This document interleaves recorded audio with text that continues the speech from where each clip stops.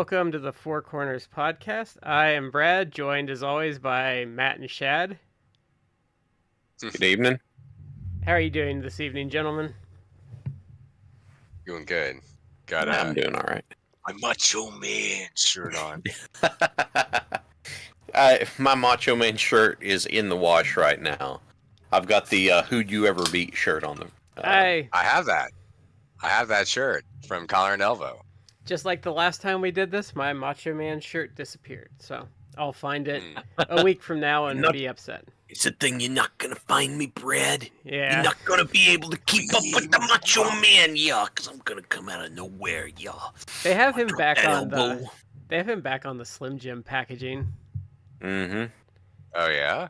Yep. Yeah, I sent you guys a picture. I saw it at Five and Below. There's like a jumbo Slim Jim or something, and it's got him on the packaging. I saw a Slim Jim box in Meyer that had him on the side of it. And then I thought, they'd probably be unhappy with me if I just dumped all the Slim Jims out and took the box with me. You laugh, like some stores like actually allow you to do that. Or not, maybe not walk out with it, but you can actually, it depends, I think. But you can be like, can I buy this? And they may give you like strange looks, but some of them will be like, okay. Because there actually are people, I don't know this in the terms of like, I want to buy a Slim Jim like packaging, but I know like in like Walmart or Target or something like that, when they have like, say like WWE figures or something like that, like a toy display, sometimes they will allow people to buy those. Because I've seen people do it. It's like, yeah, I walked out with the display. Like, it's like, what? Like, yeah. Because they want to buy these toys and they want to use the display to display them at their house. But that actually brings up a good question. If Macho Man is on the Slim Jim packaging, he didn't have any kids. And Lanny died like a couple years ago. Like who? Maybe Lanny had like kids. Who owns? Yeah, Lanny just died. Does Lanny have? Oh, Lanny might have. Not kids. long ago. Last year, the year before. Maybe? No, yeah, I was gonna say if it happened, it couldn't have been long ago. I mean, he could who still would have own like the intellectual property rights of Macho Man? Let's see. That would be a good question. I mean, I'm sure he still has. I mean, Lanny could have kids. But... I'm sure there's relatives that would still have it. Lanny Poffo had a daughter. So it might be her. Who had grandchildren. Oh, can you imagine? Like, I know your dad was like a wrestler, but can you imagine like your uncle was like a really famous wrestler and somewhat of a pop culture icon, at least in some respects, and like that's him doing, at a minimum, him doing like stupid Slim Jim commercials, putting your kids through college. I'd love it. Like that'd be, I would dream of that. Like, I wish I had that uncle. I had a cool uncle who did like wacky commercial, step into a Slim Jim. Like, I wish like they still make toys of him. Like, and it's like, yeah, kids, you're gonna go to Harvard because Can Uncle you Randy, imagine? yeah, great Uncle Randy, like did some stuff back in the day. Can you imagine the holidays sitting there? Yeah. Uncle Randy, could you pass that over there? Are you saying that you want me to pass you the gravy? Is this turkey not juicy enough for you with the succulence? But you want to put gravy all over it? Ooh, that's a mistake. Gravy on it, okay? Yeah. The guy, Tom Filsinger, who does the Champions of the Galaxy and Legends of Wrestling, like he dealt with Savage to get him in the game. But he eventually Lanny agreed, but he said Savage called him and left a message once like, yeah, he talks exactly like he does. I shared the story once before. My father-in-law, God rest his soul, at a time worked at a, he was selling trucks at a Ford dealership. And it was in the ICW time frame. And Randy and Angelo came in to buy a truck, move the ring around and stuff, something with good tow capacity. And I said, did he? He says he talked like that the entire time. We're gonna need an F-250 with the dually package to make sure we pull that ring down the road, brother. Yeah. And it's like, he's like, not quite that, but yeah, I'm gonna need to get a ring truck. Yeah. What do you got on the lot, brother? Yeah. That's funny.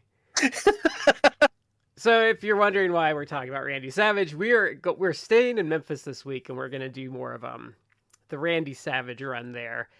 So, but before we have our smaller topics.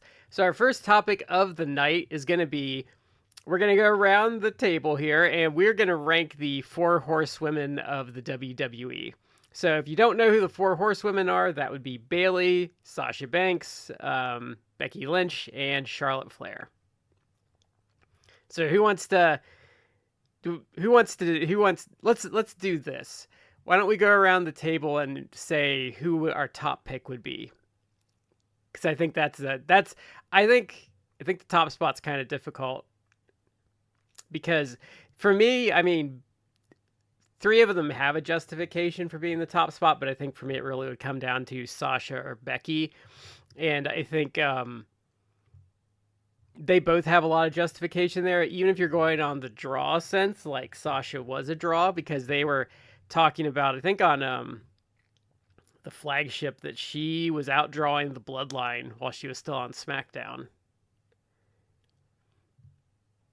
So for me, I have to balance the question of, because for me it's going to be between Mercedes and Becky, and when we say who's the best, like all encompassing best, and I have to do my best to be like as holistic in this as possible.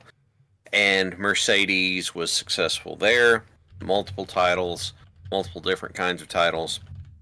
She was successful in Japan. She's successful in AEW right now, and it's great. And she is helping grow the AEW women's division. Like, she went into the match with Stephanie Vacker with the intent of making her in that match. Like, this is great. This is fantastic. My problem is, though, that in going up against Becky Lynch at the height of her popularity was not the most popular women's wrestler in the world. She was the most popular wrestler in the biggest wrestling company at the time in the world. And in a segment, demographic, whatever term we want to use, that by all rights she should not have been. But, Becky Lynch fought tooth and nail to not have happen. Yes, that they kept trying to hamstring, and she just kept overcoming it. So, for me, it's a tight race between Mercedes and Becky, but I got to give the nod to Becky. Man, I have quibbles and complaints, but I've got to give it to Becky. So I think where I would come down is Becky was the bigger star, but Sasha was still a star. And she's proven that time and time again. Where I think there is a vast gulf between them, though, is in-ring work, where I would say Sasha just blows Becky out of the water, because Becky's not a bad worker, but Becky is not a world-class elite talent. Like, if you put Sasha in there with about anyone, Sasha's going to get something good out of it.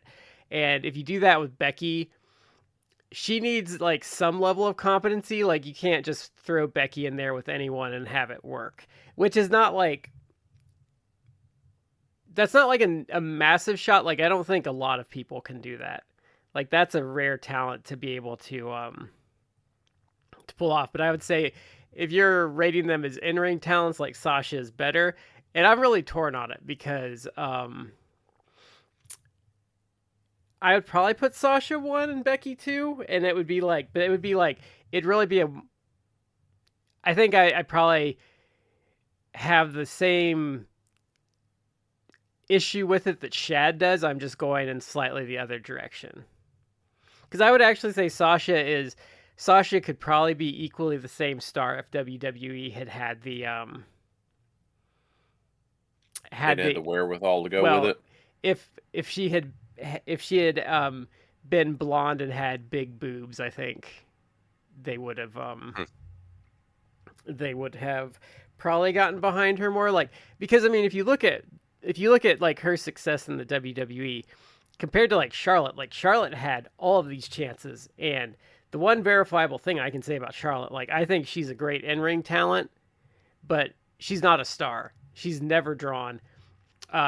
We saw that plain as day when they sent her down to NXT and it didn't improve the ratings at all. And then when they did that with Becky, like it added It was big, yeah.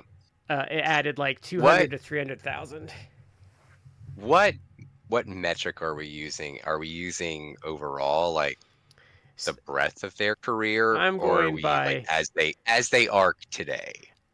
Overall star power, talent, in-ring results, blah blah blah blah blah. It would be like kind of an all-encompassing everything. I was trying to be holistic with like the whole package. The way I was looking at it. I would probably rank Mercedes, aka Sasha, number 1.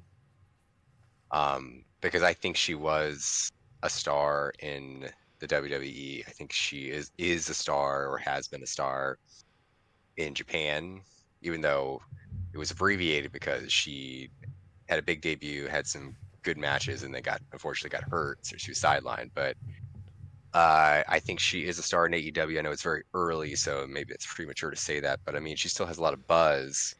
And she overcame what I would say is some bad choices. Like I think it's a testament to her that she survived them, like bringing her in and not having her wrestle for like a month. Yeah, which I think WWE can get away with because their fans don't care as much. But I think in like a company like AEW, if you're not wrestling, the fans are going to lose interest. So I thought that was a mistake. It is more of essentially like a work rate company, but I think realistically it probably was because she wasn't quite cleared. So you're right. It was like, that's difficult balancing act where it's like hot talent, you want to debut her, but maybe she's not 100% physically ready to go. So you gotta sit. And people at the time were very negative a few months back, very negative because they argued like, well, she's not good with promos. And I think they're like kind of stated that, like, she's not terrible, guys. Like, has that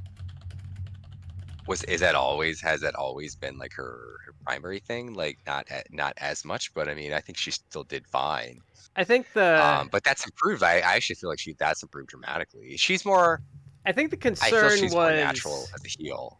I think the concern was how she was gonna do, like, oh crap! I just lost my train of thought. How she was gonna do unscripted, because she was good in WWE, but she was heavily scripted, and I think that's where like Flagship is it Joe Lanza? Yeah. I think that was his primary concern that he talked about a lot that I tended to agree with, is how she was going to do in the more unscripted environment. And I think they might have hired writers for her to kind of keep her. There's one particular writer that worked with her in the WWE, which they brought on. And I think she's helped her or has been working with her, and maybe just the women's division in general. And she's like, I mean, we could criticize the WWE using people who are primarily from like entertainment world or Hollywood or whatever, but this woman has won like an Emmy before, so I guess. Oh, is that the one? At least in that respect, she's. Is that the one that big leagued everyone? I think she did. I think that was the one. She big leagued everyone. Yeah, where she put the Emmy down on the table. Yeah, that one. It's like, yeah, you can be offended by that, but it's also like most of you guys are absolute clowns. So it's like you guys kind of deserve that. She's gonna show it like. Yeah, but I still say, and I got my Emmy. I will still say Vince probably liked it. Oh, he probably got off on it. That's because guys like, look at that cow. Because people like Vince like that big ball energy, and her just plopping that Emmy down. Vince is like, oh, I like it. So I think people were upset about that, but remember the report was he laughed it off, and I think he was like, oh, I like the gall of it all. So the early booking stuff for Mercedes in AEW, I kind of, on one hand, I was kind of passing that off as an adjustment period. Like, it's a different environment. She's got to get used to that. Let's let that let's let that run its course before we start to cry. Oh, fumbled or anything like that. And now, where she is now, she's doing a great job. I think she's picked heat back up. Like Yeah. I think they were kind of losing it with her, but once she got like wrestling and stuff, she picked up steam again. Yeah. So, I would still rank her as number one. I think she has star power. I think she has aura, even though that word has been like abused. And I actually think that in ring, I would actually rate her as the tops. Now, I'd probably put Becky as number two. And Becky, I think you could make the argument if you have Becky as number one, I can understand why, because you can make the argument that she is or has become like a legit star.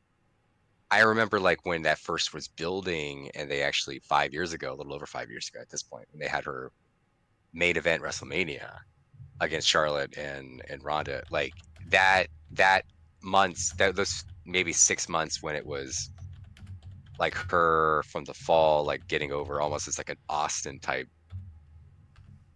edgy baby face. They tried to make her like a heel or a tweener, and it aggressively did not work because the fans No. rejected it back in that was a different era 5 years ago, when the WWE fans just didn't lap up with the spoon everything that they were spoon fed like little babies. yeah. You know, I have an 18-month-old. Like I put food on her high chair plate.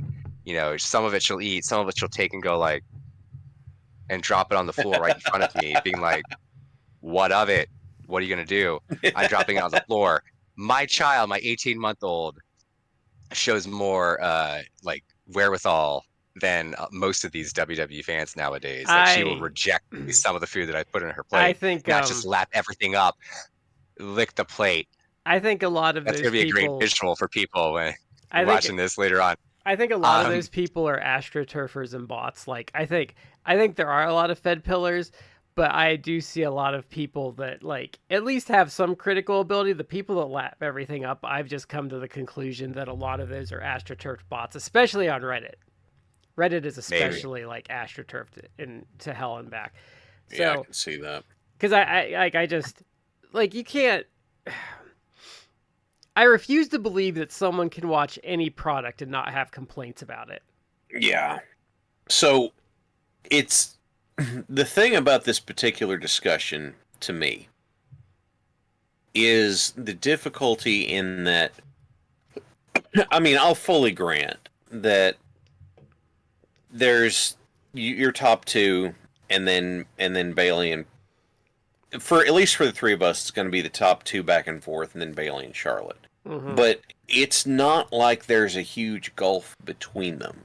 This is, I mean, if between the top two, the seesaw's teetering back and forth, and we're talking a difference of inches, really. I really between think this group. Bailey. I really feel Bailey just falls a little short of them too, and her primary issue is booking. Yeah, and the thing about Charlotte is Charlotte has been very solid in ring. Charlotte has great presentation, but Charlotte is kind of in that she's not the draw. She works with the person who is the draw, but she's been booked like the draw. So they're just off on the target a little bit. I think the problem is that they've been insistent on her being a face for a large part of her career, and she's just like. Charlotte does not work. She is Charlotte very is naturally a heel. Yeah. Charlotte is a flair, and she has, I would say, almost she kind of has the Rick flaws. Rick has, I mean, there's many flaws to Ric Flair, but that's more like the human being that is Richard Flair, whatever. Yeah. But yeah, as a worker, like he didn't have many flaws. He was. As a worker, Rick is up there as one of the greatest of all time. He's in the discussion for greatest of all time. Mm-hmm. But he had some flaws, and one of the flaws, it's not much of a flaw. People would love to have this issue, but he was better as a heel than a face. And he could be a face, and was a face at points. And he fucked over WCW repeatedly, going back heel after, like, because it doesn't get brought up enough. when people defend him, but like the 89 run into 90, like he largely was at fault for that falling apart because he wanted to turn heel again. And I'm pretty sure in 99 he wanted to turn heel again. And it screwed them both times. He can be face, and sometimes it worked. But I would say generally he was better as a heel. So I could see if his instincts were I want to be heel. But it's almost like in 2001 when it's like Austin turned heel at WrestleMania 17. It's like, was this the right decision? I actually was fine with it, just because I thought the Austin McMahon thing was kind of played out. But there are a lot of people who say like, no, he shouldn't have turned heel. They've never recovered from turning him heel. Yeah, you can argue that it's like the business kind of fell off after that because that's not what people wanted. Yeah, because the phrase I've heard is, this was a dumb idea because nobody wants to boo their hero. Yeah. And they had done so much work on Austin, even if Austin wasn't at the top of the card, he was still a huge hero to a lot of the people watching. And I actually think Flair works well as a face because he so owns being such a dirtbag that like and like cheating that like it's kind of like he has kind of like when Eddie was got over as a face doing the I lie, I cheat, and I steal and stuff. Like he so owns it, and like especially in WCW with like the Southern fans, like they like we're gonna talk about tonight, like Randy Savage was getting a huge amount of pops in all this Memphis stuff we watched because I think Southern fans just like that hard nosed, like hard edged, like good guy to them. Yeah. Flair, he could work as a face. I also feel like he was like one is like he had tremendous charisma, so I think that helps. But he also, especially after having been around so many years, it's like he was a character without becoming too much of a caricature. Yeah. So he could kind of get over as a face because it's like we know he's the limousine riding, jet flying, all that jazz, and like people could appreciate that, and it's almost like you get into the character even when it's like a face or heel because it's so over the top. And it wasn't quite now like 70-something-year-old Ric Flair doing it. It's just like kind of cringe. It's like I don't know, but back then 30 years ago, 35 years ago, it wasn't. To go back to Charlotte, I don't think she has quite the Flair positives of where she can be a face for an extended period. I think she can, like, because anyone, in my opinion, even like the most dastardly heels, for the most part, like they can briefly turn face with the right storyline, the right opponent, or right whatever. But I think Charlotte does not work as a face, not for like long periods of time. If you want to turn her face like 6 months, maybe, but it doesn't work. Like she doesn't. You just don't want to cheer for code her. like that. You just don't. No. I wouldn't even say she's unlikable. It's just like, it's just easier to want to boo her. I think part of why she doesn't work as a face is because she's so physically imposing comparatively. So I think that hurts her. When you compare her to the women that she was wrestling with, then you're right. She's taller than them. She's obviously very fit. She's more athletic than them, like just naturally more athletic. There's something to be said about that, and I for a long time I feel like I've maybe kind of rejected that in a sense that it's like, well, what does it matter? But I think Matt died. CM Punk has really changed my thinking. CM Punk has changed my thinking because he's a dude who is absolutely not athletic at all. And just because he does have a smart wrestling mind in terms of how to lay out a match. Punk is a good example of I would say Punk is a good example of having good aptitude versus just pure athletic talent. And I think that's where this idea that like you can take that sex pest amateur wrestler and like teach him to wrestle, and everyone was like, oh, he's gonna be so good. And it's like, just because you have athletic talent does not mean you're going to have good wrestling aptitude. And where I think Punk is Punk is my like prime example of that, where Punk has, I would say, minimal athletic talent to no athletic talent, but he understands wrestling. Yeah. Because I've often described, like, if you watch Punk go to the top rope, like, he's going to look like a dead elk getting launched out of a catapult when he goes for it. But Charlotte actually does have like a lot of athletic ability. She was an athlete. I think she wasn't she like a volleyball player like at the collegial level, so she even was like a college athlete. I think that's right.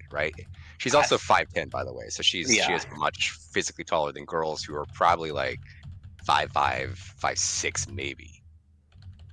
Yeah, I was trying desperately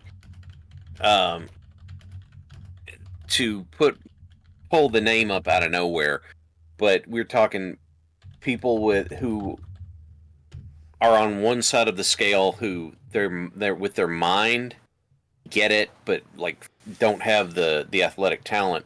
Someone who had all the athletic talent but didn't have the mind to get it. I believe his name was Tom McGee. Oh yeah, that fabled missing Tom McGee match from the late '80s that was like the worst Bret Hart match you've ever seen, or something like that. We talked about that when they released it. It was okay. I haven't watched the match. I just knew it was there. Terrible. It wasn't terrible. It was fine. It's not as good as but also with nothing. No, it was nothing special for them to be like, oh my god, the lost like Bret Hart Tom McGee match. It's like you think it's like, wow, what is this like? At a minimum, like 3-star good match that was forgotten. I don't even think it was like really. Up. I don't even think it was like really lost either, because like I swear like people had seen it. It wasn't. I think Meltzer had it, and I swear to God, like I thought I had seen it before. Like I did. I like. Can I sidebar? Yeah. Really quickly, this is nothing. I don't really want to get into it, but I don't know if you like happen to see. I guess over the weekend, I think Dave was even though I think he actually said like SummerSlam, which was on past Saturday. SummerSlam 2024 was this past Saturday, and I think he said like it was fine, like he enjoyed the show, but he also felt it was like a nothing show kind of. It was more like a storyline versus actual wrestling. But overall he was positive about it, even though he was like it was a nothing show. And I guess Dave Shearer melted down and had like a multi-tweet like thread trashing, and in which he's going like, yeah, there's like that, and that's a good reason why Dave's wife left him. And it's like, what the fuck? What are you going off? What are you going off on? Is Dave Shearer like, what? Where did this come from? I don't know. It went weirdly personal. One, I don't know what's going on with Dave's personal life. I don't need to know. I don't care. The man like goes on Twitter and he writes a newsletter that I disagree with, or it's like, oh, that's interesting. But I'm like, what's going on with Dave Shearer? Is Dave Shearer the little you have issues? Is Dave Shearer the little bitch that doesn't let you reply to him because he's a little fucking pussy? I think he's pretty bad. Yeah, he's Don't hold back. Tell us how you really feel. No, there's a lot of people I don't give a crap one way or the other, but Dave Shearer is way up there. Like, he is a massive fucking loser, and I can't stand him. And I hate people that run their mouth like that. Like, why are you fucking running Dave down? Dave for his opinion on a show. Yeah, I don't understand why that's such a big deal. Like, so what? He said, hey, the show was, he's like, it was fine, it didn't really do anything, but it was fine. And then someone's like, this is why your wife left you. It's like, you realize how much of a loser that makes you, the person making the allegation, sound? Like, yeah. You realize, like, you first of all, Triple H is not going to hire you. Okay? No. That's just not going to happen. They don't want you. So why are you going so hard licking their boots? Why is this such a personal affront that you jump to that. Number was one, he- I don't even know if it's true. Or was But he if- upset that Dave was saying something good about it? They could be either way. It doesn't matter. It makes no difference whatsoever because there is no reason to go after somebody like that. It just makes you look bad. Yeah, In because every way. like for me, like I'm 100% honest on the show. I do not like WWE. I don't like the current product. But if you enjoy it, I am more than happy that you have something you can watch on Monday and Friday and that you enjoy it. Like if you're not on Twitter like being a jerk about it, like I don't care. Like it's what I don't get with like the AEW haters. Like if someone's tuning in Wednesday night and they're having a good time, like who cares? Yeah. Like Generally speaking, I've said before, like I'm a fan of wrestling, and I have been for 30 years at this point. So I'll follow it. Even if I'm not actively watching, I'll follow and see what's going on. So the WWE, I'll always follow what's going on or what's happening, results and stuff like that. And I was listening to an old episode of the flagship podcast, and Joe Lanza from like last year. And Joe Lanza made a point, and this is exactly how I feel. It's like he basically said about the modern WWE product. It's like it's not for me. It's like I don't like it. no. It doesn't interest me. It bores me. I don't want. It's not for me. I don't like it. And he watches it because it's, he runs a podcast and etc. Like so it's almost like he's obligated to. Yeah. I mean, But I he keep up with freely it admitted more it's like than- I watch it like effectively. He watches it pretty much on like fast forward.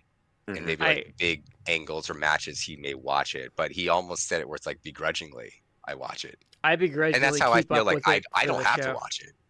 Yeah. Yeah, I don't have to watch it, and I don't really watch it. Like maybe highlights or clips that I see on social media. So- that's about it. But like Like, I just It's not for me. Yeah. If it's for you, that's great. I guess where the constant struggle we run into is people be like, oh, this is the best thing ever. And it's like, it's not. People have differing opinions. It's not what I want. I don't want sports. I don't want CM Punk and Drew McIntyre having effectively a good build up to like, oh, they hate each other. And then they have a match, and the match is like 10 minutes of boring match ending with like, oh, like we're fighting over a charm bracelet. That's not for me. Yeah. It's I not don't- I for don't me want either. I don't care about that. Yeah, I'll go through R Booker squared of the circle. year, Triple H. Yeah, Booker of the Year. R squared circle. I'm still subscribed to that for two reasons. Number one, there's enough people who are chasing internet clout that they'll repost stuff from behind paywalls for easy to get a hold of it. But the other thing is that there will be people who will post clips of they basically post clips of the highlights. So I could see it's like, oh, this was the finish to the main event for SummerSlam. This clip is like 2 to 5 minutes long. I'm like, okay, let me see what it is. I can hear that, how the crowd's reacting, see what happened, that sort. Okay, cool. And no, I'm not going to watch their show. I'm not going to track it down. I'm not going to buy pay-per-views or anything like that because also it's not for me. But as Brad said, if you like it, enjoy it. Go have a good time. Let's just not try and shit in each other's sandbox, please. Can we just be like, hey, you like that? Can we have chocolate and vanilla, please? Without it being a horrible thing that someone likes vanilla more than chocolate, or someone doesn't like the chocolate and just wants the vanilla. Yeah, and if I think it's likewise too. If someone doesn't like the same thing, don't freak out either. Like we all have different tastes. Like because I only get grumpy about things that are having opinions that are demonstrably untrue. Like, hey, I had the damn discussion in person where someone's like, well, I don't watch AEW because they don't tell stories. And my response to them was, I'm sorry, but no, that doesn't work. Yeah, and I mean we don't get into it super deep on here. I mean, if you go back a couple weeks, you can see. I think it's the worst world champions. I mean, you can see Shad and I disagreed on the MJF title reign. Mm-hmm. But even if you go on here, like I think if you polled the three of us, I think I'm the most negative on the AEW front, and I still like it. But like, if you've listened to the show, I'll straight up tell you, I thought like the like May of 2022 to like November of 2023 just straight up sucked. Yeah. And, Well, but we try not to like, I try not to bring it up because like I said, there's so much negativity about AEW online. Like it's hard to have a nuanced conversation of what like I didn't like and what I thought they were doing wrong because people just jump on like half stories and half truths. Like the next topic we're going to get into, like, again, people just jump to conclusions. And I really wish people wouldn't do that with backstage stuff. But let's finish the topic and then we'll go into that. So, I've ranked Mercedes as my 1, 2 Becky. yeah. I'd probably throw Charlotte as 3. I do really? Bailey at 3. I'd probably put Bailey last. Part of that is because booking. Well, yeah. Part of that is because I actually, and people will disagree with me absolutely, and that's fine. But I actually think that since she, unfortunately, pointlessly injured her knee, where she was out for like a year, I don't think she's ever really recovered from that. I think the quality of her work has dramatically decreased. She has flashes, but she's never, like, I wouldn't say she's washed yet, but like she only has like flashes now. Like I have to imagine. I almost want to say that she's washed, but at the same time, like she doesn't have her explosiveness anymore. She has no, but she also hasn't been booked well enough that it's like you could say that. I mean, they put the title on her, but before then, like when she came back with Damage Control, it's like, oh, it's Damage Control was just big thing for like the women's division. And I think people, because there are people online who actually like kept track, like out of, let's say she did like 50 matches in 2023 maybe, and it's like she lost like 45 of them, like in probably most of the time in like a 3-minute match or something stupid. It's like how are you gonna really gauge her if that's what's going on? Like, yeah, so because that's not. She lost a lot of her explosiveness though coming back from that leg injury. That's where I think she looks bad. She doesn't have that spring in her step anymore. I think that I am in this place where I'm going to put Bailey ahead of Charlotte because Bailey did something that feels kind of like being a unicorn in modern wrestling. Is Bailey was so good at being a pure babyface until the booking clipped her knees. Like, that's not an easy thing for a lot of people to do. Everybody's putting shades of gray into it, but there was a lot of Bailey just being a pure babyface worked until it wasn't even shades of gray. They just straight up fed her to Alexa. Yeah. Charlotte got this big push and all this pomp and circumstance and that sort of stuff. And Bailey didn't, but Bailey was still kind of holding her credibility in all of the things. So I put Bailey at third, but again, we're talking like between Bailey and Charlotte, it's a victory of inches, and between Mercedes and Becky, it's quarter of an inch in terms of going back and forth.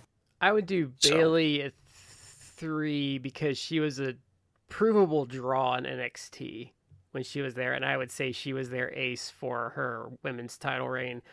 So going on very thin pretense there, I'm going to put her at 3 over Charlotte. So pretty much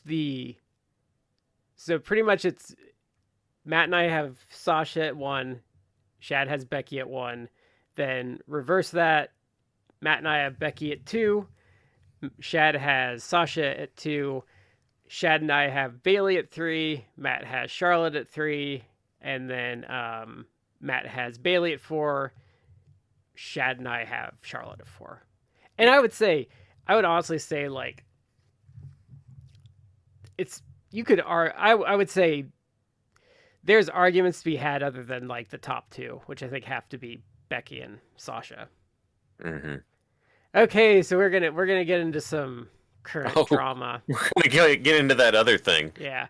So if you haven't read it, so what happened is there was an incident at Dynamite 250, and it was pretty much Britt Baker got into it with Will Ospreay, MJF, and how do you say MJF's fiance's name?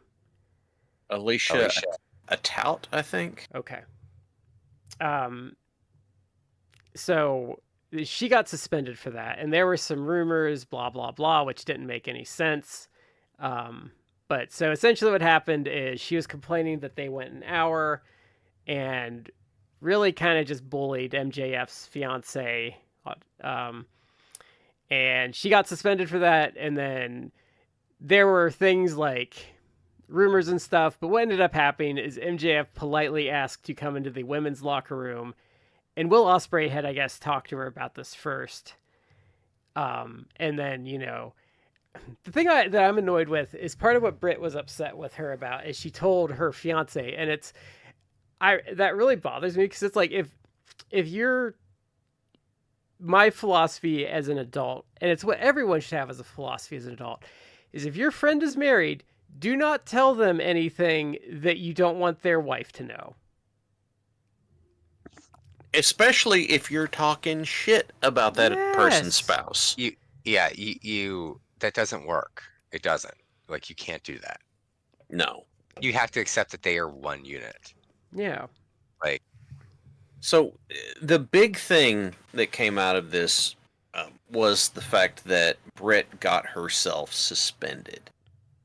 There's a bunch of other stuff that comes into it about MJF's reaction and that sort of thing, but endgame was that Britt was talking trash, and then it got other people involved, and apparently Britt also like threatened some people for talking about it, and like yelled at a tout for being a snitch or something. Yeah.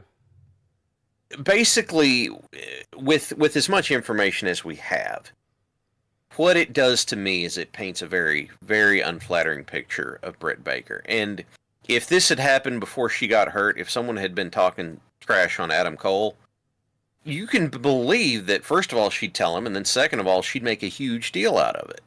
Yeah. So Baker is... The thing that really bothers me here is, number one, this mean girling stuff doesn't do anybody any favors, and number two, being a colossal hypocrite is something that I just do not put up with. Yeah, I think her biggest problem her biggest problem when it comes to me is so I've said on this podcast numerous times, and I still say it, like, if you're going to be at the top of your division, of your company, be a top of the line person, you have to be selfish because you have to protect yourself. And I think where Britt goes wrong is Britt stupidly picks her battles. Yeah, I will say, like, if you assume that, well, she was suspended, so like something happened. Mm-hmm. So she did say something, like it, and if you want to take this version of events, which is obviously coming from everyone's side but Britt's, but in fairness, like, it's not especially salacious. It was basically like she trashed the hour-long match between MJF and Will Ospreay while it was going on. I'm pretty sure. Yeah, what exactly was said? It seems to be the effect of, like, complaining that they get an hour of a 2-hour show to have this match, whereas the women wouldn't get that. Where meanwhile, it's like that's a bad argument to make in the current climate of AEW, when effectively Mercedes coming in made Tony Khan take a women's division that actually was improving, whether the people who actually are honest and genuine, not disingenuous about AEW's product, but was actually improving before Mercedes came in, but then has exponentially been improving. People track this on social media. Like, I see it all the time on Twitter, where people will note, it's like, oh, Collision has 3 women's matches on it, when before, or Dynamite has X number of women's matches, and where before Dynamite or Collision or Rampage may have like 1. So they've made an effort to improve the women's division, and they have. So her making like, they're giving the men an hour, not us. And it's a kind of a bad argument to be making in the current climate, but whatever. Uh, she's complaining. She got called out on it by the significant other of one of the people she was complaining about. And then it kind of blew up in her face. But it's also not salacious in the fact that Osprey apparently talked to her, which it seems to be like, what's going on? Why are you like starting drama? Like, I don't appreciate that. Not like no one in this has been like, oh, Osprey was rude or inappropriate, whatever like that. It seems, if this was the discussion, that he was basically like, what's going on? Like, why? Like, that's not necessary. And then that's it. The issue seems to be like between Britt and MJF. And people try to make a big thing of it. It's like, oh, why was MJF not suspended? Because he entered the locker room. Like, details have come out, which again, if you believe them or not, but details are like, he asked to come, knocked. Can I come in and talk to Brett? Yes. Okay. They have a discussion, and he leaves or he disengages from the conversation, and like, oh, he punched a wall. But the way they made it seem, it's like, I'm talking to her. It's like, I'm punching the wall above her head or something. That's not what happened. He apparently got heated, walked away down the hall, like punched a wall. Which maybe he shouldn't have done it, but it flips everything where it's like, why was he allowed? Oh my God, cancel MGF. He like barged into the it's like it's brawl out again. He barged into the women's room and like you know why it didn't make sense to me? Brit. It didn't make sense to me because his fiance was there. Like that was going to temper his behavior to begin with. But secondly, it is funny. It is funny. It took weeks for this to come out, where we were getting like moment by moment updates and brawl out.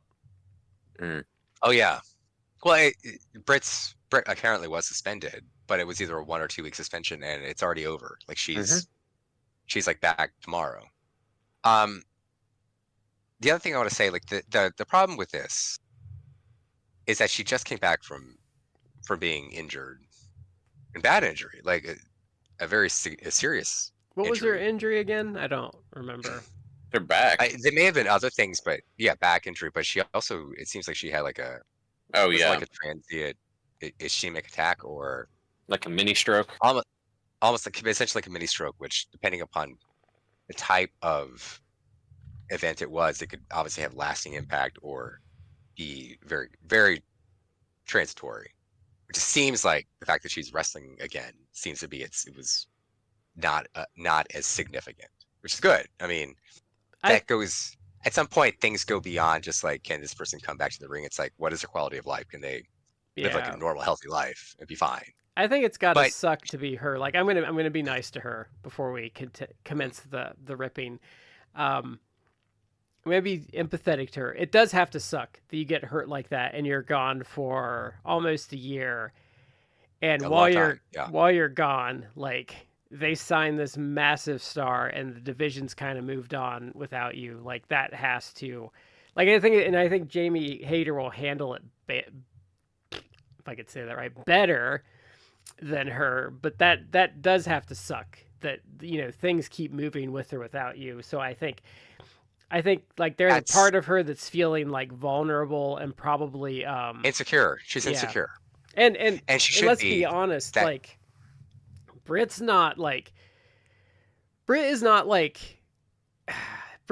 a talented, like that talented wrestler that can miss a year and step back in the ring like nothing happened. Like she's gonna take a while to get back in because she's not natural at it. And I've honestly said, like, I blame her regression the last couple years on the fact that she has a day job. And that's not like a shot at her. Like, I bet if I did it, I bet I would have to wrestle all the time or I'd insta suck at it because like, I just don't think I'd be a natural at it. There's a couple problems I feel with Britt. Her coming back and starting drama. The obvious problem is that this is not like, this is unheard of. I can't believe she said this. She had a reputation before she got injured for being a drama queen. And the whole issue, real bad blood behind the scenes with her and Thunder Rosa. Now, there may have been other people who didn't like Thunder Rosa. Maybe Thunder Rosa had an attitude. It's still like unclear to me. But I mean, Thunder Rosa has been honest with me. Like there are times like I felt like I wanted to commit suicide because like the backstage drama was too much. Well, And whether you feel like that's an overly dramatic interpretation of things, or really like she shouldn't have felt that way, it's a little overmuch. Same time, like Britt would, I could see like Britt would make comments or like trashy comments made about Thunder Rose or whatever on Twitter and everything like that. And it's like, why are you doing this? It's like unnecessary drama. The thing It's not the first time. the thing about Britt that stood out to Mhm. me, because okay, Britt and Rosa had drama, or they had conflict. Fine, whatever. Mhm. They worked their program. It was done. It finished out well. Great. The thing that stood out to me was when Rosa and Shafir had that match, and Mhm. people immediately started being like, "Oh, Rosa was sandbagging." I went back and watched it. Rosa was not sandbagging. There were miscues. There was a miscue on a suplex agree. and a miscue on a snapmare. Like, there were miscues. It was not Rosa But sandbagging. didn't And Rosa and Shafir didn't have heat. Like, they came out and squashed it real quick. After they come out, they squash it. They go on social media. They have a picture of them having a cake together with their arms around each other. They're all doing good. Big smiles on their faces. Then Britt, who isn't involved with either one of them, does a promo, and then at the end of it goes, "Oh, and by the way, Rosa, we know what kind of," and she holds up a sandbag, "what kind of problems you have, bitch." And I'm like, what the That's like that is like a half version of CM Punk calling out Hangman Page when he's not even in the city. It is bitch ass behavior. I think the Thunder Rosa Marina Shafir match was more about miscues than actual like legitimate sandbagging. Well, I thought Britt did. I thought Rosa did sandbag her on a move, but it was after the miscues, and I thought it was more of Rosa being like, "Look, I'm not letting you put me on my head. Like, I'm sorry. Like, I just can't do it." I only remember 2 cases. I don't remember. I might be forgetting a 3rd case, but I might be mixing that up with Charlotte and Nia. But that was. I still say Charlotte did nothing wrong in that one for another one. What were you gonna say, Matt? Well, Britt, that's another problem that Britt has, and I've talked about this on the show before, and I go back to it because it's almost like wrestling 101, but it makes a lot of sense. Like I listened, this is probably like a 15-20-year-old wrestling shoot at this point, but it was like an old wrestling shoot where before he went absolutely crazy, that it was a shoot with Jim Cornette, and it wasn't just like tell about like your career or whatever like that. It was Jim Cornette, like tell us a bit like lessons you've learned from like wrestling. And this might have even been before like his booking of Ring of Honor, which at that point his booking of Ring of Honor sucked because it's like you're booking something when you're 10 to 15 years out of date. But point is, I'm digressing. Point is, it was a shoot, and he made a point, which still sticks to me with this day because it's so basic, and yet so many people still get it wrong. Where if you're cutting a promo, face or heel, if you're cutting a promo against your opponent, you have to talk up your opponent. And the reason why is because you're going to fight that opponent. And if you're booked to beat that opponent, which you might be, especially if you're like a face or a heel, whatever, that especially if you're a face, you're going to probably, at the end of the day, you're going to win the feud against the heel. You want to hype up your opponent because if you're like, oh, this guy's garbage, who cares about him?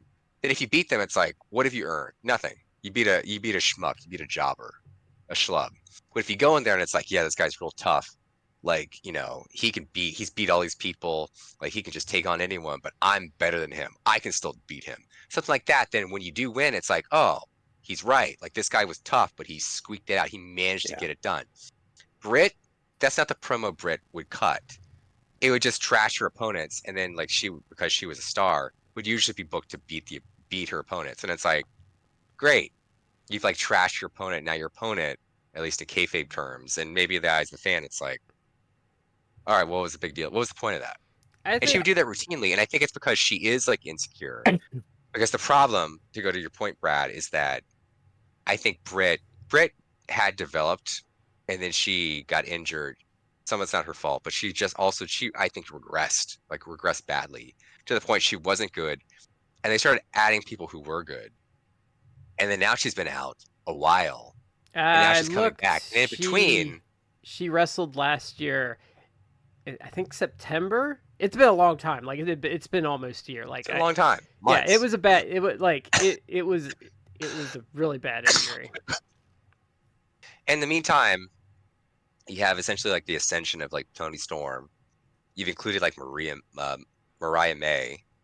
You have Athena like doing amazing work. Eventually, she's going to be coming to like AEW proper. Billy Starks. You have Billy Starks, who is still young but is really talented. Mina Shirakawa is essentially Mercedes. coming to stay. Oh yeah, she's coming for a while. Deonna Purrazzo, Serena Deeb. Deonna Purrazzo, who's healthy. Yeah, Thunder again. Rosa's come back and has picked it up after you know she came back from like a long injury herself and has actually been picking it up. Man, Rosa's promos got a lot better too. Yeah, even someone like Sky Blue, who's still young and experienced, like has been improving. Anna Jay was someone who she still doesn't have a lot of like reps in terms of like matches she's done. I'm hoping she's been hampered by injuries too. I'm hoping Stardom gets Anna over the hump because I feel like she's going to Stardom for a while, where it's like she's actually going to like the arguably the best women's promotion in the world, and hopefully she'll learn something, you know.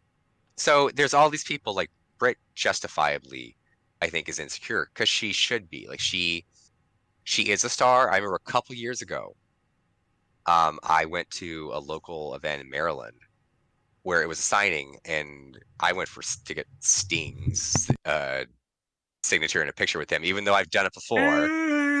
It's but Britt was there, and Britt, out of like all these people, Britt was probably number 2. Like there was a lot there to get for Britt. Yeah. She is a star. She's a star within the AEW. It's not an aberration that she comes back.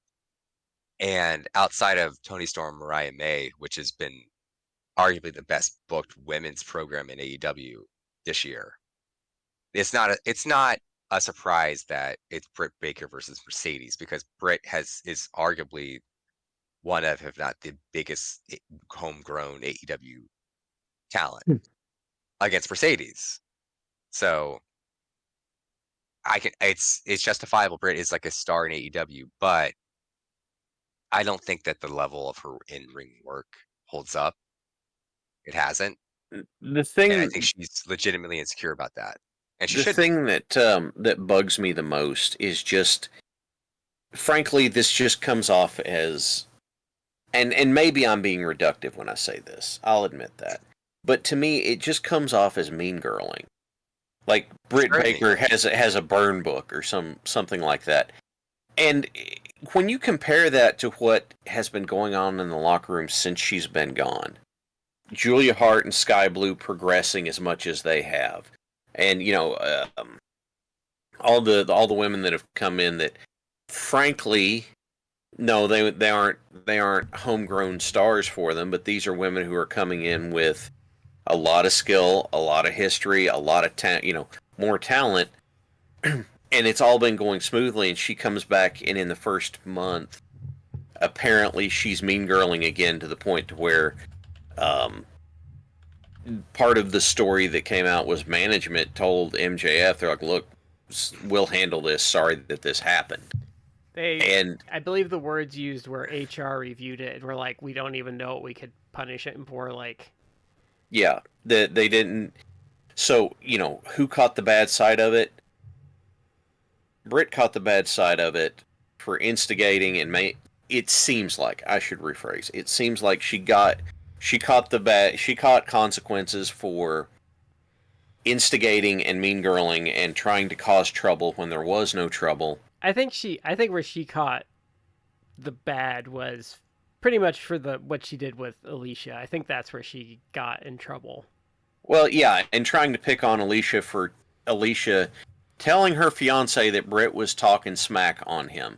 It's like, and then one of the accounts, I don't know how much the water this holds, but one of the accounts is that then she also threatened to kick Alicia out of the women's locker room. It's like, okay. I saw that too, but if that happened, which, big if, I'm going to start keeping a salt shaker on my desk just so I can say grain of salt. But if that happened, then absolutely getting suspended over that kind of behavior, I understand. Because you're not just mean girling, then you're actively creating a hostile work environment and threatening one of your coworkers. And someone That don't Yeah, work. I mean, and Alicia someone that knew doesn't he have should the sign with the company. Yeah. yeah. Yeah, so it's not just like MJF brought his girlfriend, his fiance. No. And Like, she's an actual employee. and She, you're she has reason to be there. and you're picking on someone that doesn't necessarily have the social and political capital in the locker room to fight back either. I think that's where it's really egregious. It's throwing your weight around at someone who is too small to fight back.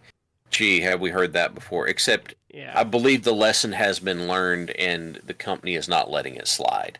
So Yeah. first of all, good on the company for actually getting after it. And then second, I'm going to be real honest, if what we heard is accurate, and yes, we can't really know, but if what we heard is accurate, Britt needs to clean her act up.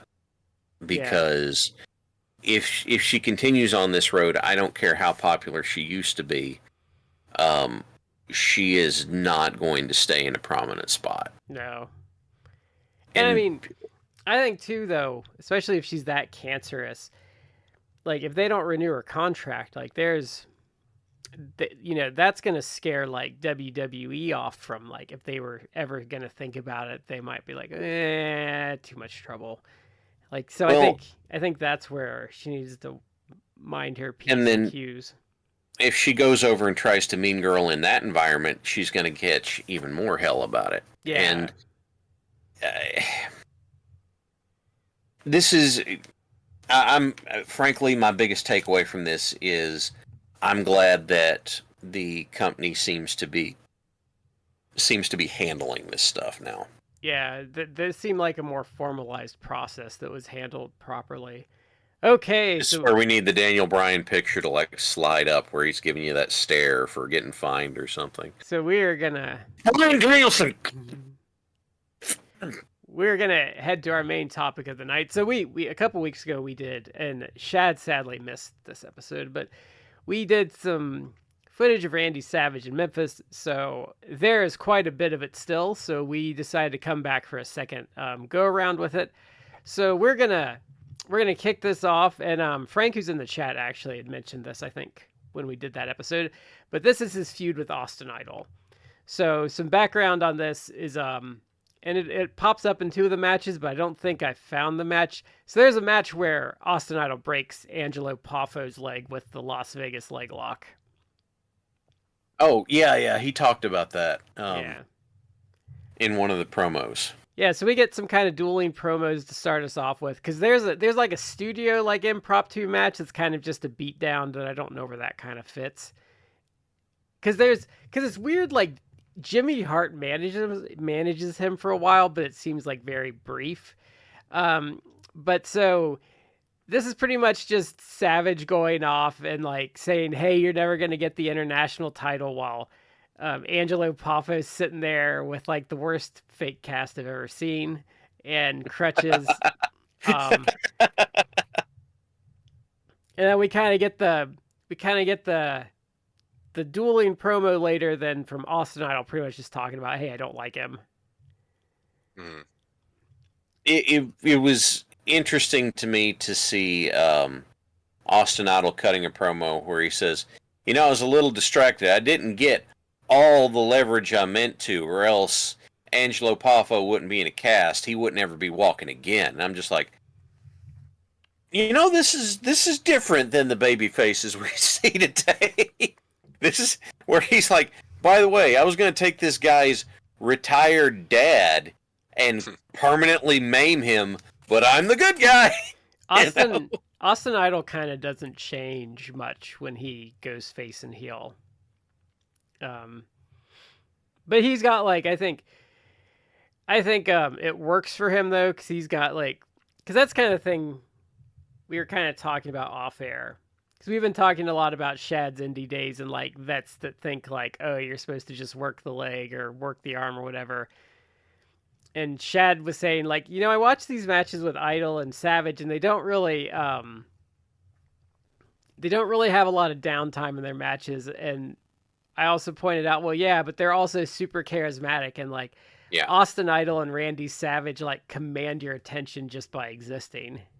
So one of my takeaways that I finally pieced together from watching these is, whereas in the more recent / contemporary style, let's say that you're going to do five big moves, and you do a scoop slam, and you do a hip toss, and you do a Russian leg sweep, and you do a big splash in the corner, and then you do a belly to belly suplex. In this case, from watching these guys, what I saw was that they would do a scoop slam, and then they would throw some punches, and then they'd do a scoop slam, and then they'd throw some punches. Like they were still doing like a cadence of movement and dynamic involvement sort of stuff, but they were just reusing the same things over and over again, which is not my preference. But this helped the older style make a little more sense to me, if that makes sense to you. You know Are what? you? Oh, go ahead. I was gonna say, you know what Austin Idol did in these matches that I absolutely loved that I didn't pick up on until a little later is, so when Austin Idol kicks, he doesn't just kick a guy; he kicks him in the knee that he's gonna put the leg lock on. Mm-hmm. That good low kick. Yeah. Yeah, I like that. What were you gonna say, Matt? Are you talking about both matches, or are you talking about the first? I'm kind of just talking in general. Where, I mean, Savage had a bit more in his repertoire, and Savage would go up and just come off with a double axe handle any opportunity he got. He's calling the business, But like they did not have the same variety for when they wanted to have a big spot, but they would use the same thing over again, which probably contributed to their longevity a bit more. I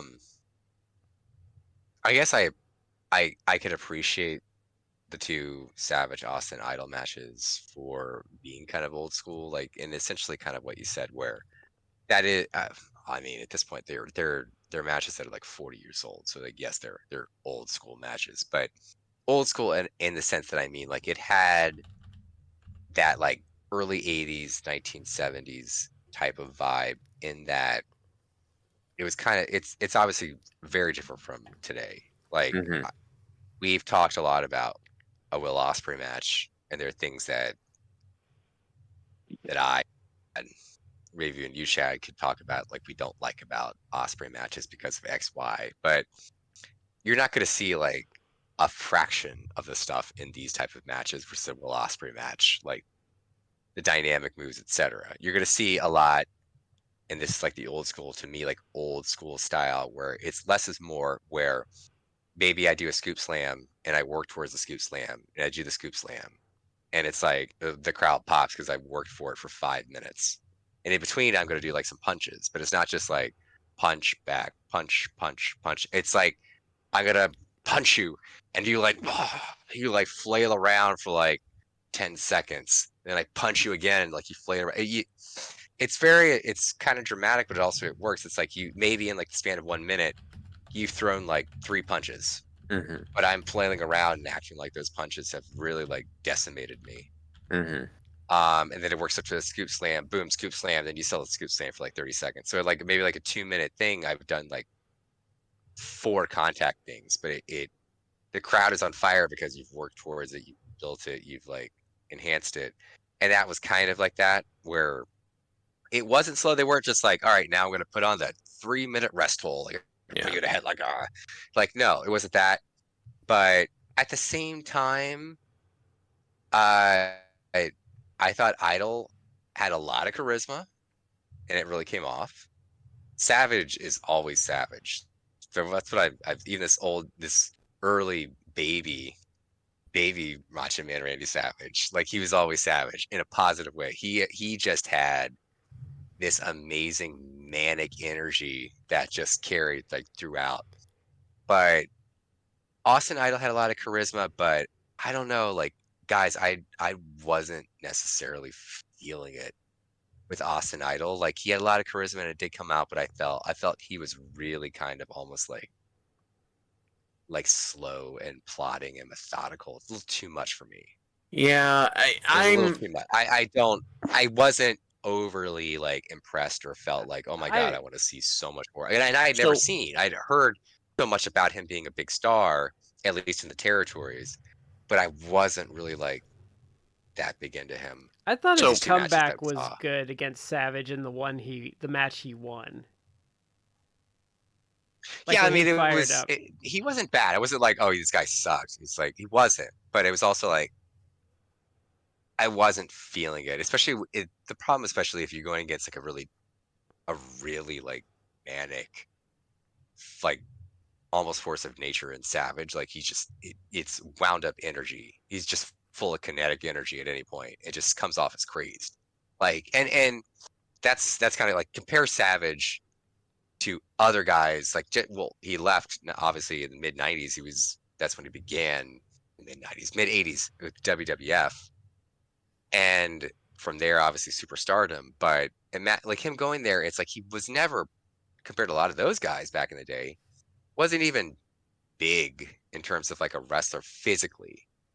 Like, and he was still put him against an average person, probably a big dude. Like Savage is well built, muscled.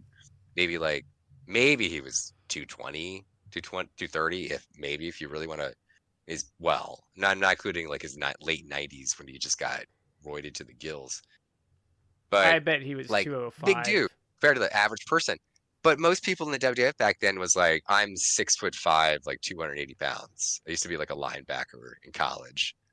And it's like, Savage was small compared to those people. But still like full of kinetic energy, like just really like amazing dude. And I feel like Austin Idol was almost like slow to me and compared to him. It emphasized a little more. He wasn't bad. I don't want to say he was bad. It was just like, to me, I wasn't as like impressed, especially since Savage's opponent or tag partner in the later half of the matches we saw was Lawler, who oozes charisma and could do so much more than I felt Austin Idol was capable of. The thing that bothers me about, like, I was in the same boat. I'm watching and I'm like, okay, it's not like I thought he was bad or anything. But I had heard him talked up so much that for some reason I was expecting him to be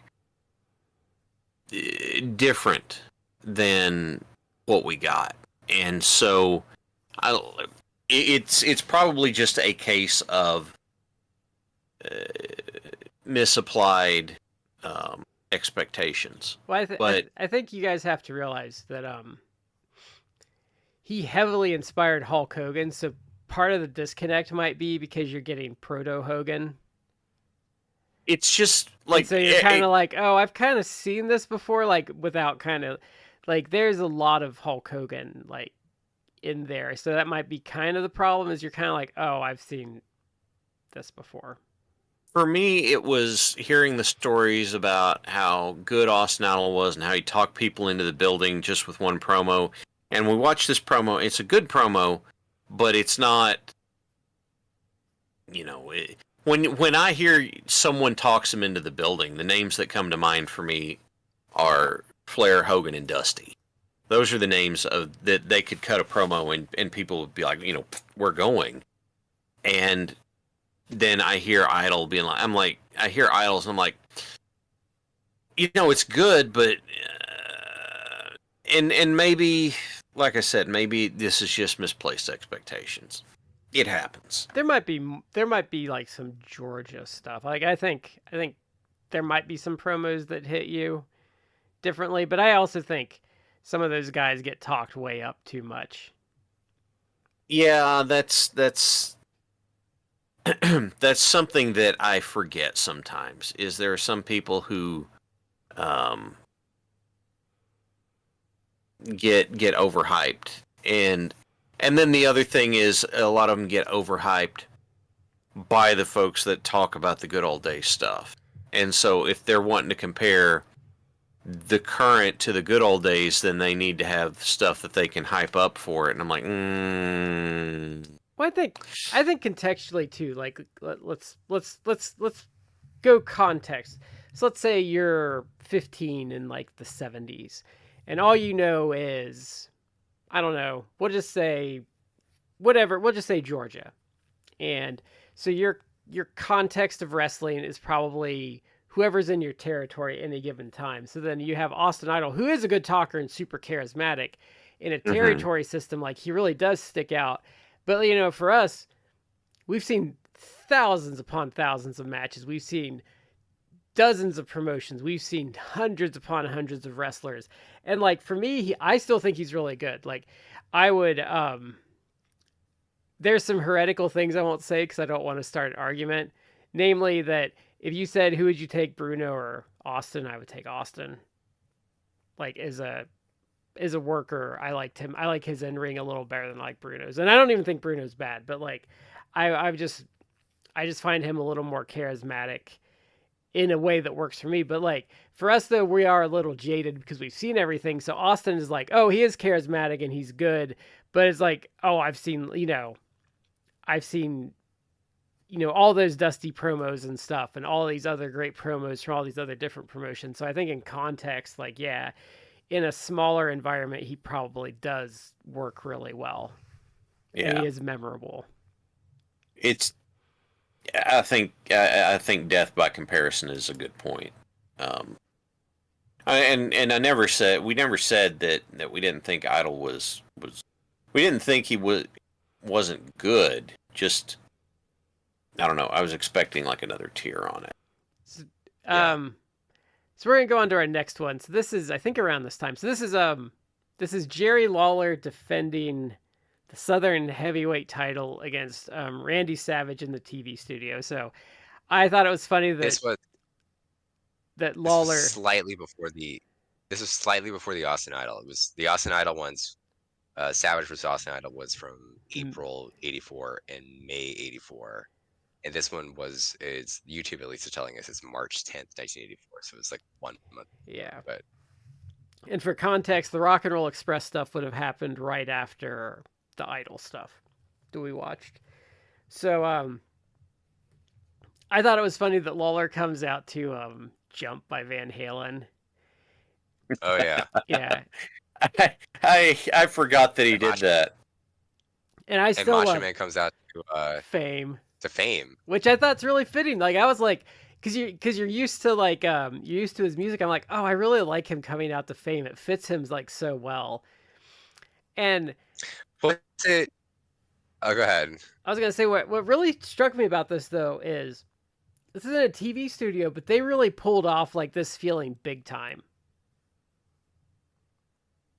Yeah, Jerry Lawler was so good with his nonverbals that just the way he would stand and hold himself before a match would convey so much gravity.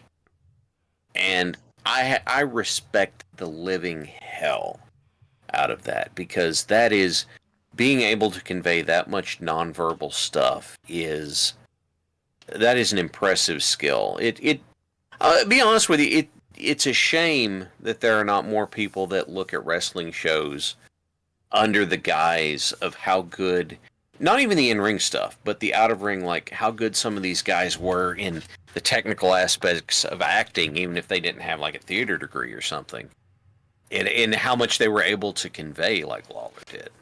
Now, I'm not going to sit here and say it's like cinema, but you get what I'm saying. The referee is Ricky Morton's dad, by the way. Okay. Paul Morton, because who was the referee in at least like the first Savage Austin Idol one? Because it infuriated me. It's like, let's go for the 3 count. 1, 2, and then like they even mentioned a commentary. It's like, oh, like Savage and Poffo are complaining about a slow count. It's like, it was slow. Who in the right mind would not think this is slow? Like, you had some geriatric old man like taking like 10 seconds in between. Like, come on. Was it like, Tommy it was Gilbert? Ridiculous. Maybe. No, I don't know. I'd have to go back and know. look. Frank says Calhoun. It was enough of a slow count that he was able to get the wake up call from the front desk before the guy got done with the count. That's the worst thing on those old shows, like especially if you watch like World Class and it's like Bronco Lubitsch and he just doesn't want to get down because Cornette said they used to like screw around terrible. and they'd see how many times they could make him have to get up and down just to screw with him. But now there's a couple things I want to talk about with this match. So there's a point where Lawler goes for the fist drop and misses and he punches the mat and that looked like it hurt really bad. And then I want to say that man, if I was Savage, I think I'd punch my old man after that match because Angelo Poffo was just a net negative every time he interfered. Because there's one point where he interferes and he actually prevents the ref from making the count for Randy. Yeah. I appreciated the fact that Angelo Poffo doing all of this with the hubris of him having to get himself involved being a negative. Like, I don't know if that was supposed to be a bug or a feature, but I liked it. And man, Savage was getting some cheers in this. There was even like someone yelling, "Let's go, Randy," and he got like a pop when he came out. Like now, as it went on, they got the crowd got behind Jerry, but I really liked this match. I thought this was not my favorite match of the night, but this was a good showing, especially for like TV. Yeah, it was 100%. Pretty good. This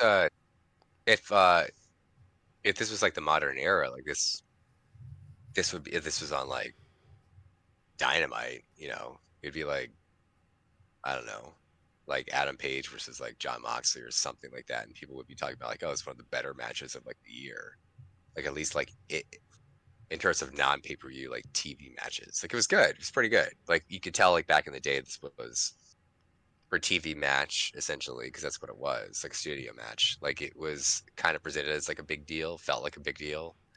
And it was pretty decent. Pile driver got used at the end there. I love how like Memphis is such a case in how you make you protect a move and make it a big deal, because when Lawler hit that pile driver on him, like the crowd like reacted for it.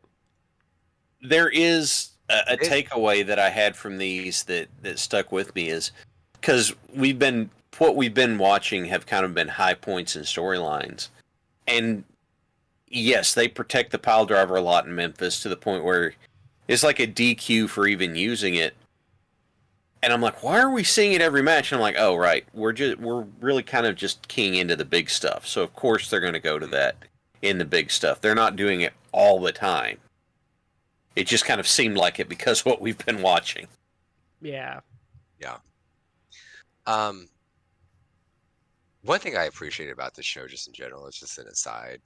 Like, I do love that we have seen more Jerry Lawler, because, I mean, when I got older, I was able to obviously seek out more stuff. But growing up, like, my exposure to Lawler was essentially like his mid-90s WWF and WWE run. Yeah.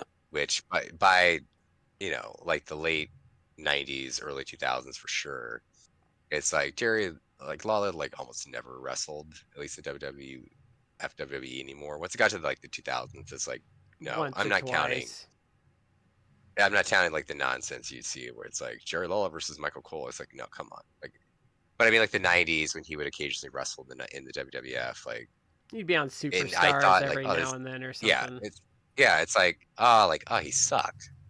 Like, this dude sucks. Like, you know, because I would read when I got older, it's like you would read like, oh, Jerry Lawler, like a legend. And it's like, this dude, he sucks. Like, what's going on? But having seen more of him, it's like, oh no, I get it. Like Jerry Lawler was really great. Yeah. And good worker. Just obviously like got it. What you talked earlier about, like they're guys who maybe not even like the most athletic guys. I don't know what Lawler's sports background may have been. I think he played some softball. Like, I don't. He does actually move. The way he moves and everything, it's like he doesn't seem unathletic. But for a guy who never had like, you know, bodybuilder's like physique, I mean, if you listen to his lifestyle, it's like guy loves like his hamburgers, his like Yeah. Coca-Cola. It's like And I mean, not necessarily surprised you had like heart attacks and strokes and stuff like that, dude. I mean, and I love he's a too, but great it's like artist. He's a great artist too. yeah. But Oh, and he's a nerd because like if you hear him talk about like how he came up with like Kamala and stuff, like you know that guy loved his like science fiction and fantasy magazines when he was growing up. If you hear him talk, Yeah. oh, and he loves Yeah. Batman and like all that stuff. He was I think he was a radio DJ when Jerry Jarrett found him. Something like I think that was what he was doing. Because I think he and Jimmy Hart had like some connection through that. Because Lance Russell was like a local weatherman when they brought him in. Yeah, he was like a sport, like like a broadcaster. Yeah. Yeah. Yeah. But Lawler was just a guy who obviously like got it. Like, and there are people that is almost like a generational type of talent type of thing. Like there's not many people in any given generation of wrestling people who quite get it. There's some that do, and they become, effectively like legendary or just classics in the business. And I feel Lawler is one of them.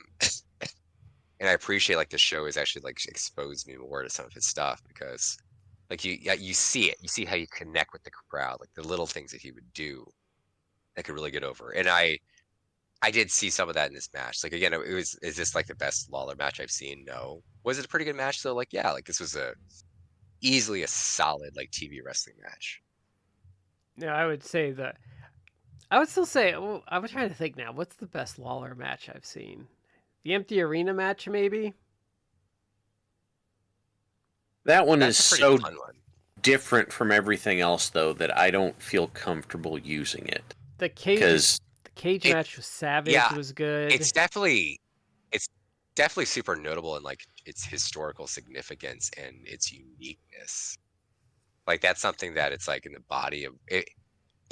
It's a weird analogy, but if you want to talk about like, let's say like you're talking just about like directors. What is this famous director's like best film?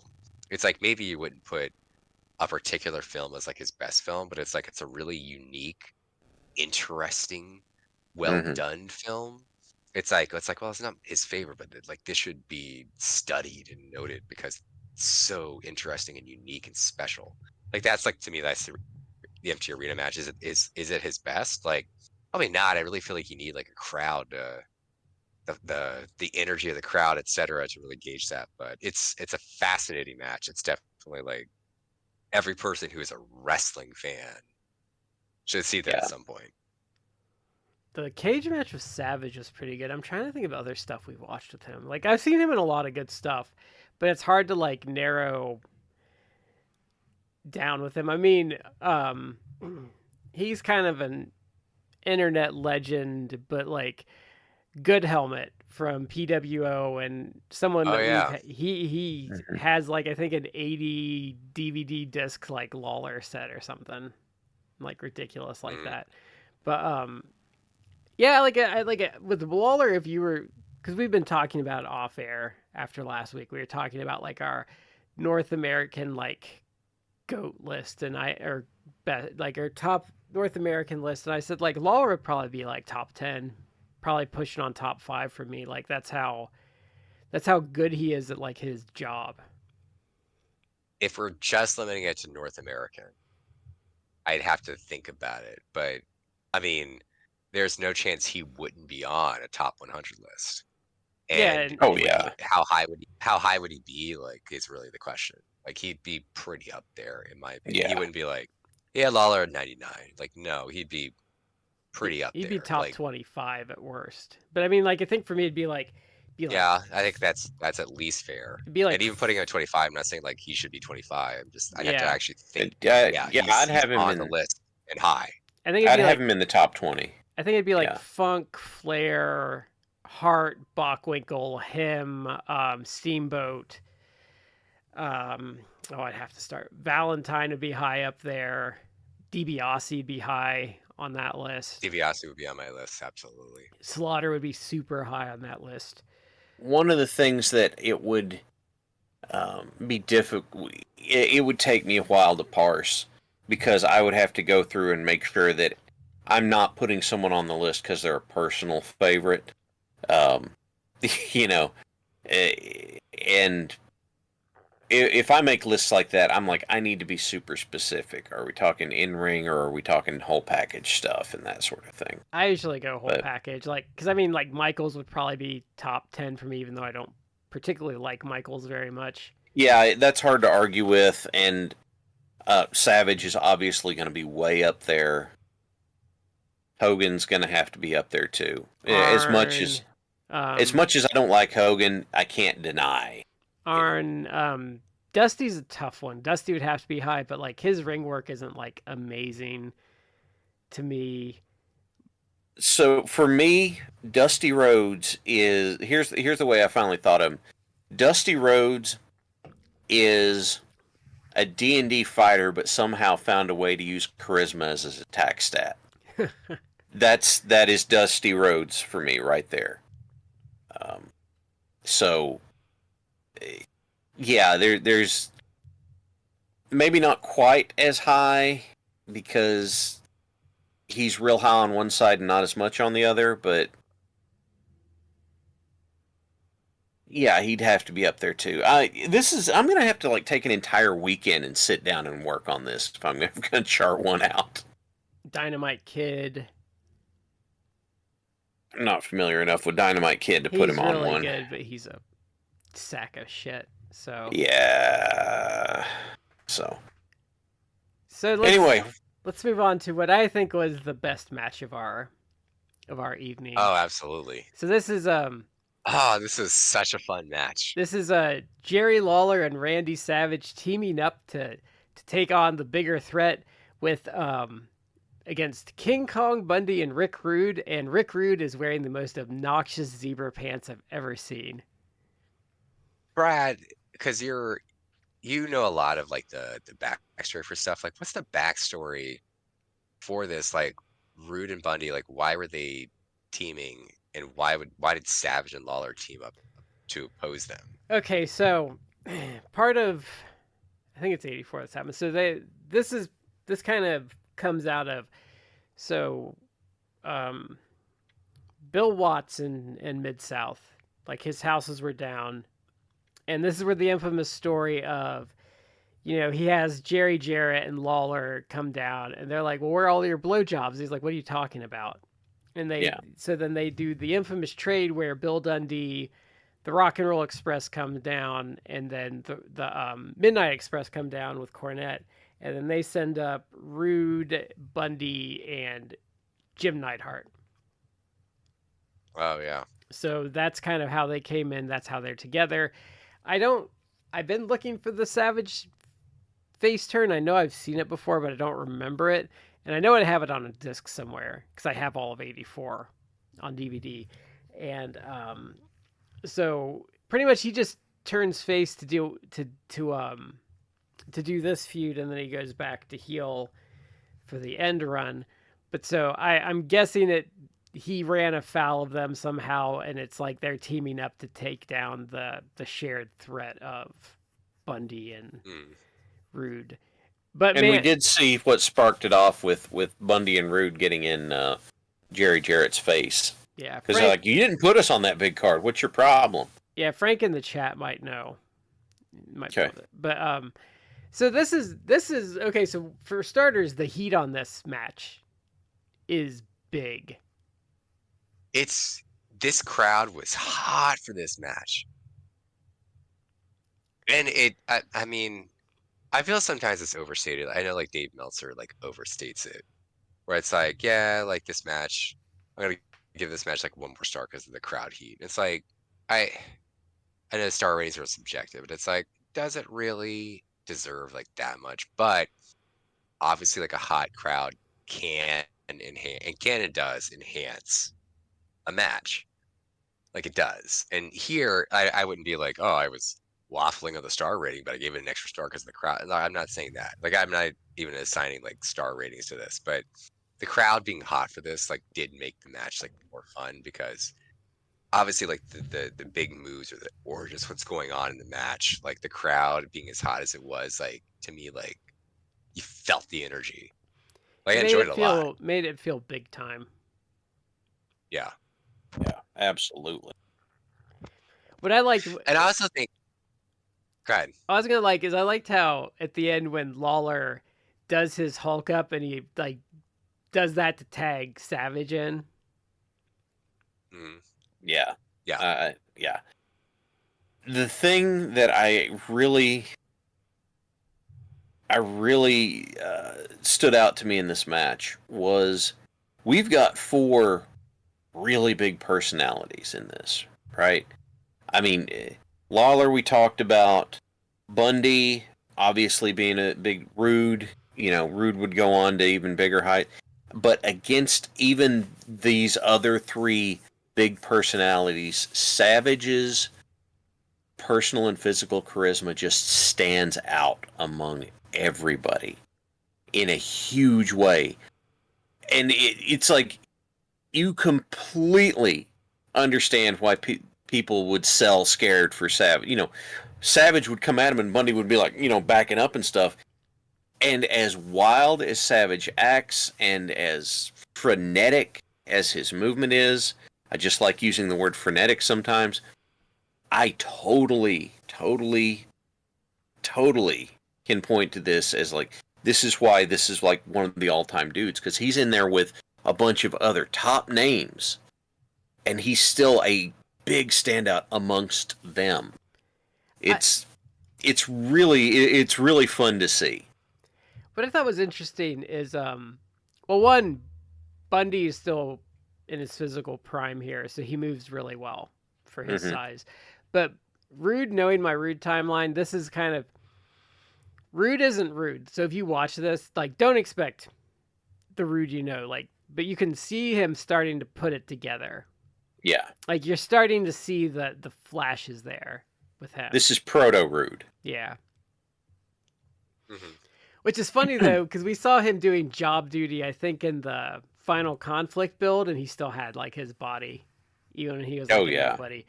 But so Rude's kind of Rude, like Bundy's doing a lot of like the heavy lifting for them. And but I liked Bundy here because his moveset was really good. Like he really understood the assignment. I liked his selling, like he sold real big for like the arena. Yeah. Because I think most people like me, most of your exposure to Bundy was when he was older and broken down, and this is not broken down Bundy. It's like, oh, okay, like yeah, he's pretty solid. This is very capable Bundy. Mm-hmm.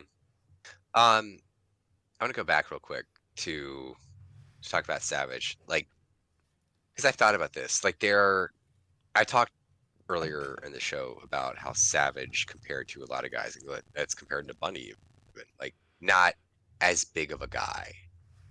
Real life, I'm sure, like again, he was big compared to like average person, you or me. Like he'd be bigger than us, like, and obviously well built, muscled. Like he would look like a threat. But in the context of wrestling, like smaller, it's all relative, but smaller than a guy like Bundy.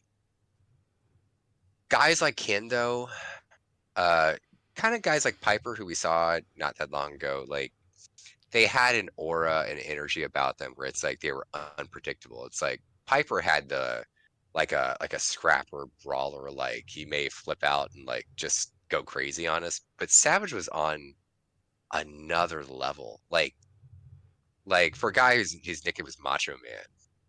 That's the name. It's like, no, you should be like Crazy Man. Macho Man Randy Savage, because he seemed that's where the Savage came from. Yeah, I think. Because at any given point, just seemed like he was an absolute lunatic, and he would do this. Like he'd like face off, he'd be like flint, and the guy would be like, almost like flinch, because he just seems like he's just gonna paw off and like pop you at any point. Just crazed, and that energy, like that frenetic energy, came off like at all times, and that's. All of these matches, like what I really appreciated is like, wow, he never turned it off. Like this was always on. Like he always seemed like just wound up ball of fire. I don't remember who it was. I appreciated that. And that was really relevant in this. Like he was just manic from bell to bell. I don't remember who it was because he was Randy Poffo when he started, and someone told him you wrestle like a savage, and that's where he became Randy Savage. And it's a name you would know, but I don't remember who told him that.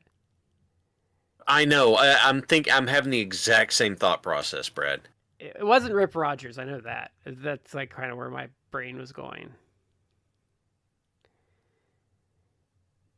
But Supposedly it was either Terry Stevens or Ole Anderson. yeah, I can see Ole saying that. Well, I'm sure there was more obscenities. Oh wait, hang on. It was kind of you're also like shit. You're shit. my favorite description of Ole Go Anderson fuck I've ever. himself. My favorite description I've ever seen of Ole Anderson is that Ole is the kind of guy that orgasms doesn't make happy. I know, that's where my brain went. Oh, God. What a... Have we done much? We haven't done much Ole on here, but yeah, Ole's No. It's hard for me to give Ole much much leeway.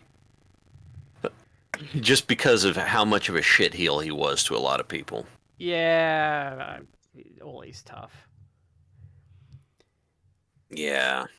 I mean, but a lot of those older guys were like that, though. It's kind of, you kind of Yeah. do have to separate the art from the artist to a degree, but I get that with Ole, though. So I like this match a lot. So it pretty much ends in a DQ, and it's hilarious how it ends because Savage comes in like a ball of fire and he just punches out the ref because why not? He's punching I love everybody except Lawler. He just goes crazy, punches everyone. It's like, I'm gonna punch Rude, I'm gonna punch Bundy, now I'm gonna punch the ref, and I was like, what? But it oddly worked. Like I would have wanted more of like an actual, like, I guess, clean finish, but I felt this is just a really, really fun tag match. Like I enjoyed it a lot. Like if I had to do snowflakes, I'd rate it pretty well, at least like 3 stars. I think they come back Like with it's just really fun. They come back with a no DQ match, and then I think there's like a 6-man where who teams with? I looked this up because I was trying to look at results, and I think Jimmy Valiant teams up with Lawler and Savage, and then who teamed up with Bundy and Rude? I don't remember who teamed up with Bundy and Rude, sadly. But yeah, this was a lot of fun. Like it was very energetic. Lawler did the face and peril really well. Savage was savage on the, because there's one point where he just comes in and he just beats everyone up and he goes back to the ring apron. They did a really cool one where like Lawler almost gets the tag and he gets dragged away. Yeah. But this was a really fun match. What did you snowflake it, Matt? I brain dumped it. Well, I didn't really like firmly snowflake it, but I would have at least given it like 3 stars. Yeah, I was thinking like Probably a little more. 3.5 if I was to do it. That's probably fair. Yeah. Like it was good. I actually had a lot of fun watching this match. Yeah. So our final one, I should have gotten. I didn't realize the video quality was so shit on this one until I started watching. I'm like, God damn it. Yeah, I couldn't. I gave it my best shot, but I got a headache from watching this one, so I didn't do well. Yeah, I should. Oh, the video quality was terrible here. I thought it was. I looked at it on my. I pulled these up on my phone, and then I was watching on my computer. I'm like, oh, this is so bad. Like, why is this so bad? Hey, before we interrupt, to discuss this, I'm looking. I know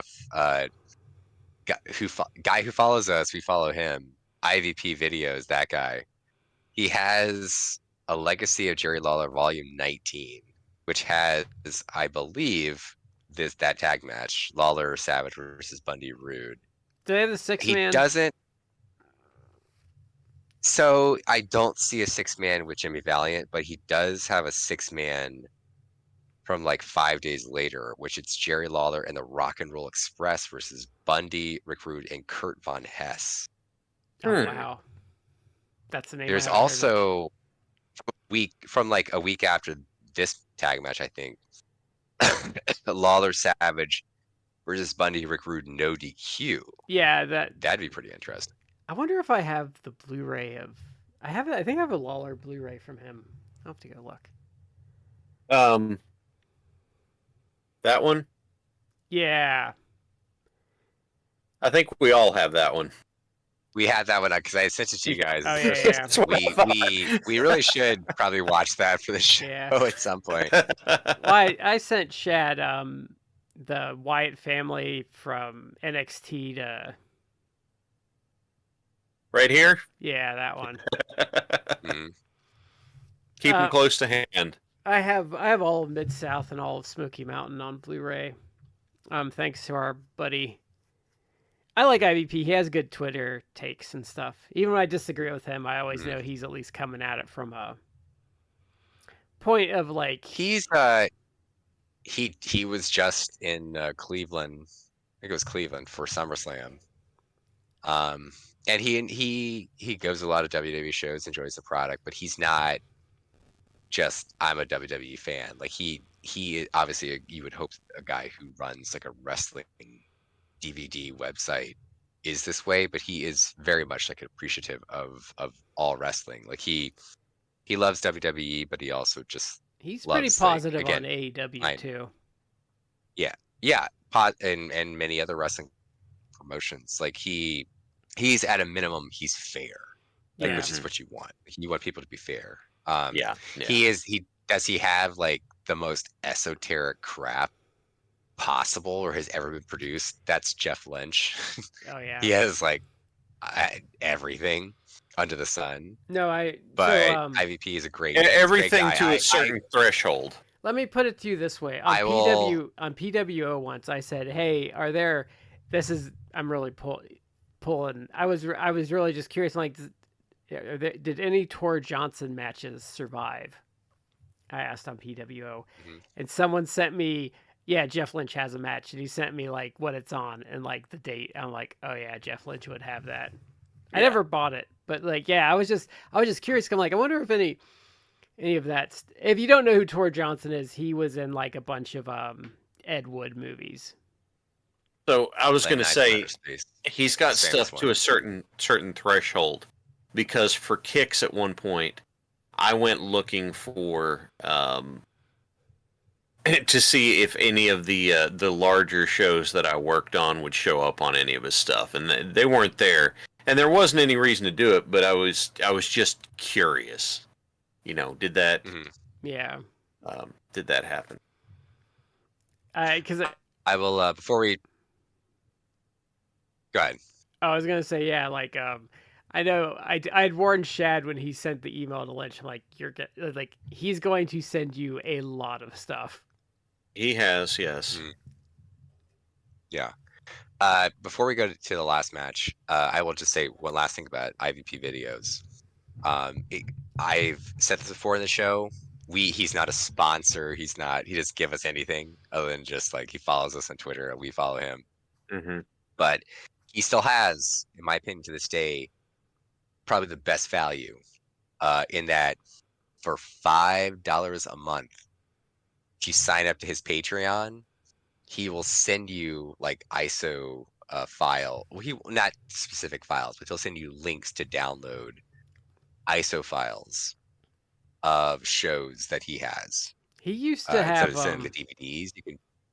he used to have a download service way back in the day, and I don't remember why he got rid of it. But like, I think for like $1 or $2, you got the ISOs of the show, and he would do like free ones you could download.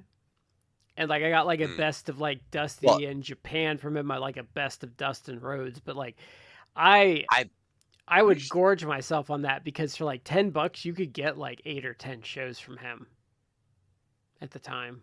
Yeah, but for like $5 a month, he will update his Patreon. He does it the first of the month every day. Like every month, it's the first of the month. He will send out the link, and you can download.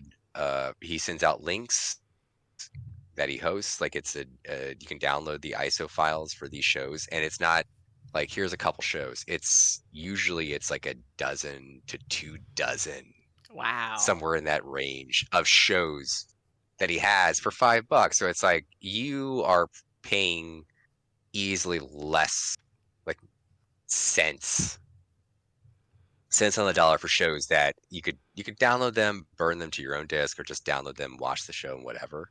And maybe it's not like I'm downloading, WWE SummerSlam 88. It's not like that. Maybe you're downloading like a random Japanese show. You're gonna download like a 2001 like New Japan show, just like a house show or whatever, Korakuen Hall, whatever. But it's a It's tremendous value. So I will to this day I will still like hype that guy's yeah, and Patreon it's because it's still $5. You get like so much content.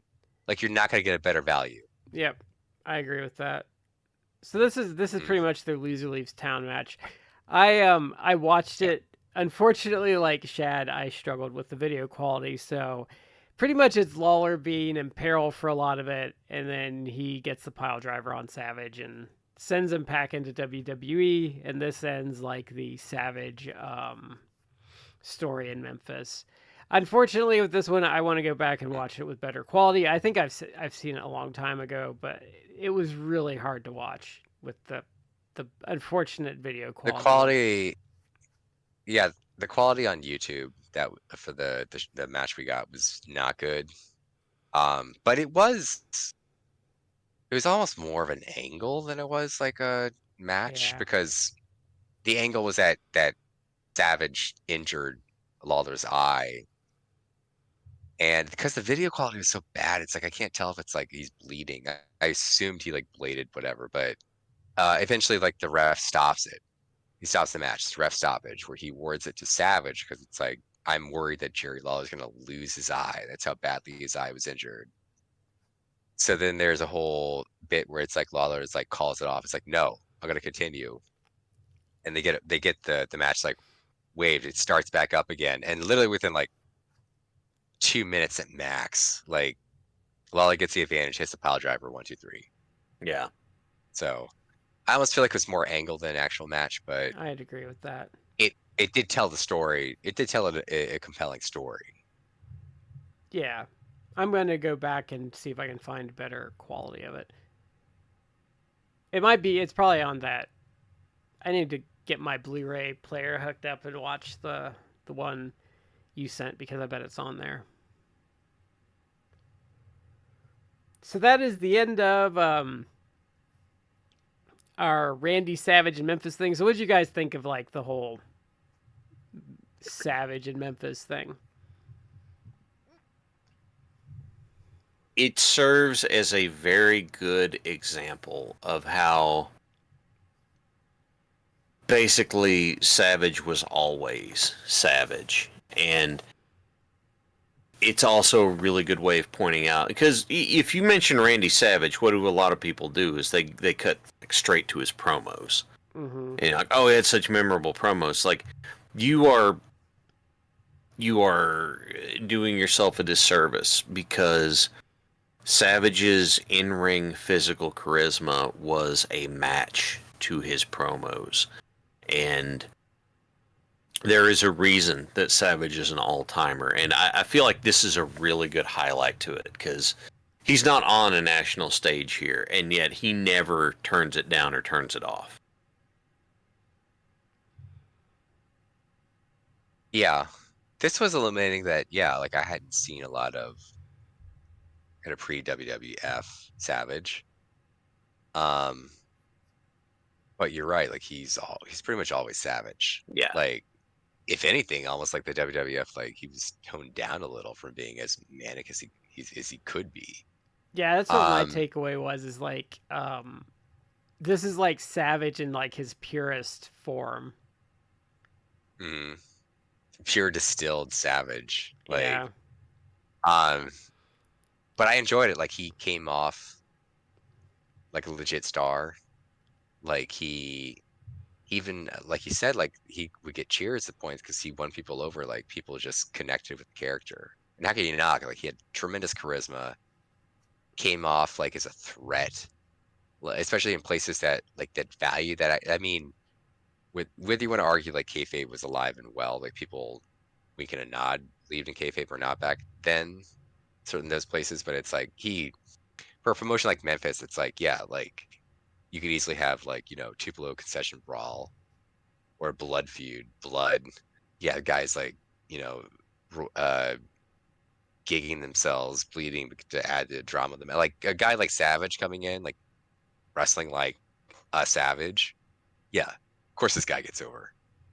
I think it's a lot of fun. Like some of the stuff that we saw was a lot of fun. Like the Savage Lawler stuff was really good. I loved again the tag match that we saw. Like that came off like a big deal to me. Like it came off like big time. Like if this, I don't know the context really, but I mean, if this was like the main event for a show that they build towards, like it would not uh surprise me. Like this was a show that it's like you could have built like Savage Lawler teaming up against Rude Bundy and sold out like a 10,000 seat arena back in the day. Because they would do that. Like I mean, nowadays it was a big deal that back in the day before it officially became a thing, like AEW, the first like all in or all out, like sold like 10,000 seats. It was like, oh, it's a big deal. I can't believe an indie show did this. But like, I mean, back in the day, like territory days, like not every card, but I mean, yeah, like some of these big shows, like Memphis could maybe pull in like 10,000 people. They were capable of it. Yeah. This pulled Yeah. like 7,000, and some of the shows, like I think the loser leaves That's still town amazing. one You know, has. But they had they were, even in this era, they had a long way to go, and they could still pull crowds. But they I think the last time they sold out the Mid South Coliseum was like for Lawler and Dundee in like 81 maybe. Like there was a point where they were like kind of slowly going down at this point, but this was like a hot period. But they pulled 9,000 for the loser leaves town match. So I mean, wow. I would say that this dual episodes did give me one of my favorite promos of all time, which is Lanny Poffo talking about how rock and roll leads to hedonism while Randy Savage beats himself with a chair. Hedonism and degeneracy or something like that. I don't remember the exact phrase. There it is, decadent filth. That's the phrase I was looking for. Well, he's holding a sword too. That's the best part I think we forgot to mention. He's holding a sword while he's talking about all that. He has such a unique way of talking that I couldn't do it, but just the way he talks it. Hedonism and decadent filth, it's slightly Sins nasal. Of the flesh, I think he was talking about. Yeah, it was slightly nasal, but also kind of deep. Yeah. So you could see it in an alternate reality where the brain talked like that. Yeah. Yep, 100%. Well, I think that is it for this week. Is there anything else you guys want to mention before we head out for the night? I don't think so. Yeah, other than, again, to reiterate that I do appreciate the show. I've got exposed to more, even people that I'm familiar with, but seeing different sides of them. Like, I had never really seen the Savage Memphis stuff. Yeah. And I thought it was really great. I have a deeper appreciation for Randy Savage now. Mm-hmm. And he was not a guy that's like, I'm ambivalent towards Randy Savage. Like, yeah, I always was a fan of him. Like, do I rank him up there in like my top 10? Like, I would rank a guy like Sting, who I know, Shad, you and I are huge fans of. No, but I certainly like would never be like, oh, Randy Savage, like whatever. Like, no, I've always had a soft spot for Randy Savage. Like, I've loved him. But yeah, this did create a deeper appreciation of him for me. Well, cool. So I do not know what we're doing next week. We have some stuff that we can choose from. So just look for the feed, and I'll have the subject matter in there. We'll probably discuss that. But as always, thanks everyone that came in and said hi. We love it when people come in and chat with us. And thanks as always, and we will catch you next time.